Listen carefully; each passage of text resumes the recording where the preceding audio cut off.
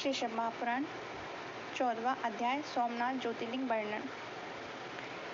सूत जी बोले, हे मुनीश्वरों, अब मैं आप लोगों से ज्योतिर्लिंगों के महात्म्य तथा उनकी और भी उत्पत्ति को कहता हूँ। ध्यान देकर सुनिए। ज्योतिर्लिंगों में सोमनाथ पहले कहे गए हैं, इसलिए अब पहले उन्हीं का महात्म्य सुनिए। हे मुनीश्वरों, महात्मा प्रजापति दक्ष ने अपनी 27 कन्याओं को चंद्रमा के लिए दान किया। पश्चात उन 27 पत्नियों में चंद्रमा को रोहिणी नाम की पत्नी जितनी प्रिय हुई उतनी अन्य नहीं। तब रोहिणी को छोड़कर अन्य कन्याओं दुख पाकर अपने पिता दक्ष की शरण में गईं और जाकर जो दुख था पिता से कह सुनाया।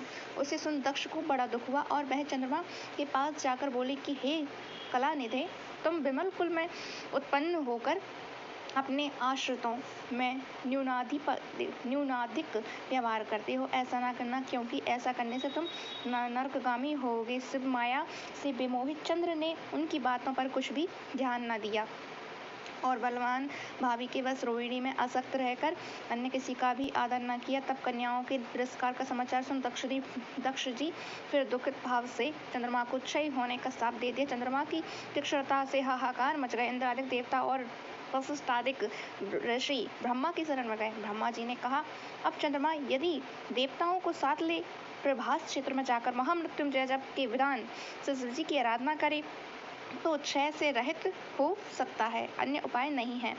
तब देवता चंद्रमा को साथ ले प्रभास क्षेत्र में जाकर शिवार्चन करने लगे। चंद्रमा ने वहां रहकर निरंतर 6 मास तक तप किया। मृत्युंजय मंत्र से वृषभ ध्वज शंकर की पूजा की। भक्तों पर कृपा करने वाले शंभु प्रकट होकर अपने उस भक्त के पास आकर बोले, हे शासन, तेरा कल्याण हो। तुमने अपने मन में जो इच्छा की हो वर मांगो, मैं प्रसन्न हूँ तुमको वही उत्तम वर दूं। चंद्रमा ने अपना मनोविलासक क्षय नाशक वर मांगा। शिवजी ने एमस्तु कहकर चंद्रमा को एक ही पक्ष में प्रतिदिन बढ़ने का वर दिया। यह सुन देवता और ऋषि प्रसन्न हो शीघ्र ही वहां आए और चंद्रमा को आशीर्वाद दे हाथ जोड़ प्रणाम कर शिवजी से आदर पूर्वक बोले, हे देव महादेव, आप पार्वती सहित यहाँ स्थित रहें। फिर तो भी निराकार प्रभु तत्क्षण